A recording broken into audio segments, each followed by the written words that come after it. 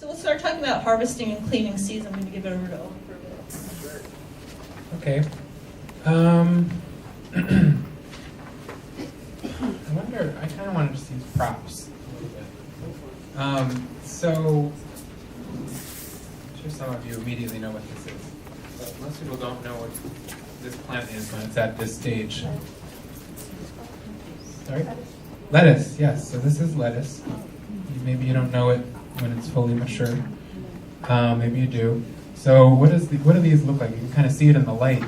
These little tiny puffs. Huh? Dandelions. Dandelions, yeah. So they're asters, just lettuce is an aster like a dandelion. And they do kind of the same thing when they're going to maturity. And so, basically, I'm starting with this, but the first thing to know is, when is the plant mature? Some people will say, oh, this is a delicious cucumber, I'll save the seeds. But what are the seeds like in a cucumber that we eat? Immature. They're tiny, they're soft, they're translucent, maybe. So knowing when the seeds are mature in the plant is one of the first steps. I will say, stepping back a second, we didn't really talk about isolation distance, because that's another important thing. And it's on your handout. So the chart on your handout has a whole column on how far, if you're trying to maintain the purity of that variety, how far you should keep them from each other. I often spend a lot of time on that, but I realize, and I've heard from other people, you're going to scare people away from seed saving. So if you can ignore it completely. For me, I don't want people who I share seeds with to get some new hybrid if they're expecting an heirloom or an open pollinated variety. But in your own garden, it doesn't matter that much. The worst that could happen, maybe with a cucurbit, like a squash, you might get a bitter, squash with cucurbitacin in it. Or, maybe you have a bush bean that crossed with a pole bean and you get something in between next year. But it's not the end of the world. So I think the first thing you should do is just start the process of knowing the plant through its whole life cycle, learning when it's ready for seed harvest, and just doing it and planting it and seeing what happens. If you're really worried about purity, you have that chart and you can keep them isolated to prevent unwanted cross-pollination.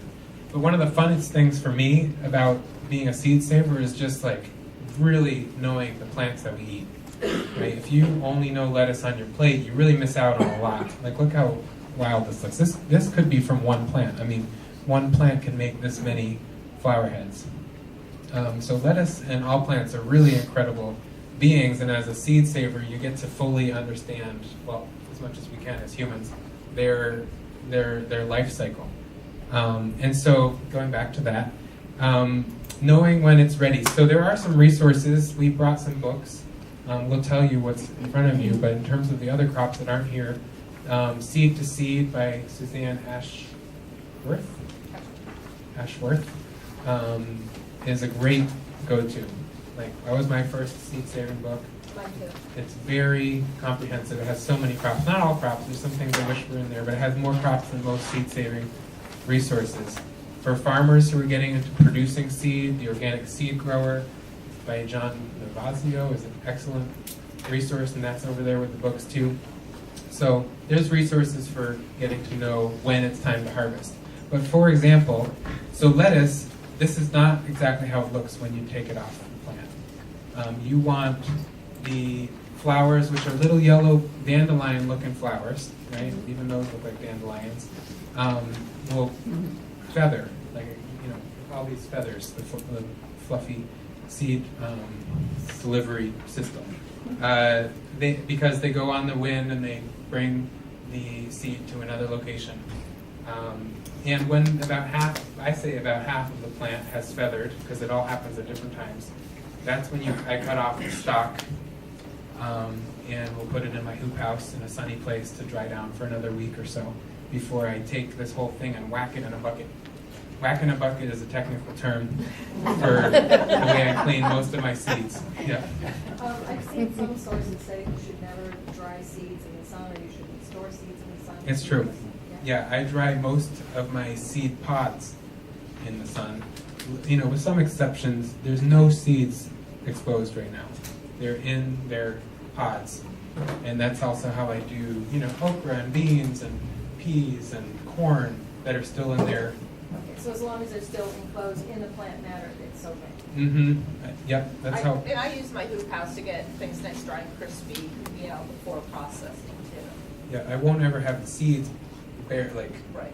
in the sun, in the hoop house, definitely not. But encapsulated in their plant material, it's a great way to make, well, first of all, it'll continue developing, because only half of the flowers have turned to feathers, so you'll notice that after a week in the hoop house, more will have feathered out. And then also just the plant material gets brittle, and that makes cleaning the seeds so much easier. So I've heard people who don't have hoop houses, who has hoop house or a greenhouse? Oh, there's really a lot of you, more than I expected. That's more than I thought. But for those of you that don't, people are like, oh, I put it in my car and just drive around with it for a week.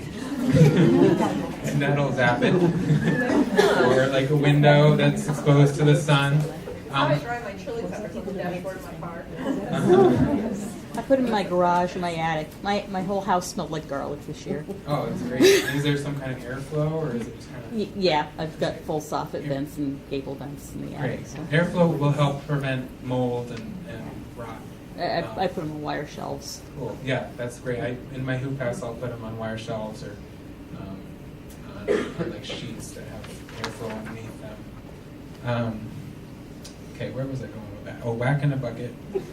So for really any of these dry seeded things, I have these really big tubs here.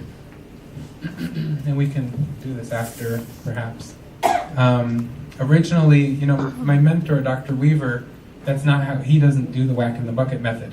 And for 40 years, it's because he's just been keeping his own seed collection. And he hasn't been selling seed. Germination rate doesn't matter that much as long as he gets something. And what happens if you go through and take every seed off of this lettuce is you're getting the mature and the immature seed at the same time. And so when you whack it in the bucket, then the ripest seed falls. That's the theory. And my germination rates on lettuce have been great. Whereas when I used to go after every little seed, I'd get 20%, 30%. Now I'm getting in the 80s and 90s from the whack in the bucket. Wet. Like, you know, a lot of lettuce seed is grown in the West Coast, and they're so lucky because the summer is dry, and they can let it go longer on the plant. They even will cut it down and let it dry on a tarp in the field uncovered because they know it's not going to rain. So that's the other thing about lettuce and some of the other dry seeded crops is you have to watch the weather report and be very careful. This year in the Northeast, we had such a rainy season. I don't think I had more than 3 days in a row without rain, April to August or something. But drying my beans, because my beans, the dry beans, so stressful. And I wound up being desperate, and I made a big mistake. I actually, I had it on netting, and it got so stressful at the end, more rain, and stuff was going to mold. So I wound up cutting down huge sections of trellis netting and rolling up with the bean plants still on them, carrying them into the tunnel I have a big greenhouse to dry. And you know, then I cut strips and put them all in buckets, and then I have to, like, I might have 3 or 4 varieties that I'd have to, like, separate out. It was so much extra work and trouble, but that rain just wouldn't quit this year. And, you know, moisture is your big enemy seed saving. Moisture and heat, and especially the combination or fluctuation and stuff. Yeah, you know, I kind of talked about that in one of my slides, the moisture. Before you store stuff, you want to really check that moisture level because stuff molds so easily. Right. So once I take the seeds out, instead of drying them in the hoop house, I'll take them into my seed room, which is in a basement that has fairly consistent temperatures in the 40s and 50s tops. And but that's not even that necessary, that temperature range. And what's necessary is that there's airflow, that the seeds are laid out in a thin layer, and I usually put them on either paper towel or paper bags to like wick a little bit of the moisture out, and let them sit for a week, 2 weeks, even 3 weeks before I'll put them in a jar. That also allows critters who are like hiding in the seeds, like, instead of locking in some spiders and whatever might be in with the seeds, which have moisture in them too, and they might, you know, some of those things will eat the seeds. You're letting them escape, and then, you know, storing in a tight glass jar with I use a screw top lid because of critters that can get in lids that are not screw top. Like saving things like cucumbers and a lot of people try and, like you, I think you were alluding to, you know, cucumber seed, the edible stage is not ready yet. And so things like cucumbers, eggplants, you really want to let them get yellow, kind of that yellowish, orangish, you know, before you try to save seed from those. You know, so it's important, you know, I guess the upshot is you need to know the proper stage of seed harvest. I did amaranth quinoa. I did quinoa. And I harvested it, it looked ready and everything, and there was no viable seed. I did it like probably a week too early, but again, it was a rainy fall, and it was like it was a rare one. And yeah, I didn't get any good seed off it, because I did it too early. Wasn't really familiar. It looked ready. I tapped it, and like little seed particles would come out, but they weren't viable. So if you leave it on the vine or growing longer, like into, say, the winter, do you lose the seed? Does it kill the seed?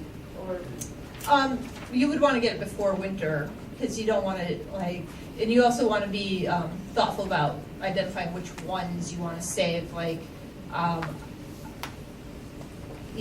mark what was your most ideal one to save seeds from, and then I would just save it when it's if you're talking about like a cucurbit, before it kind of gets all icky and disintegrating. okay.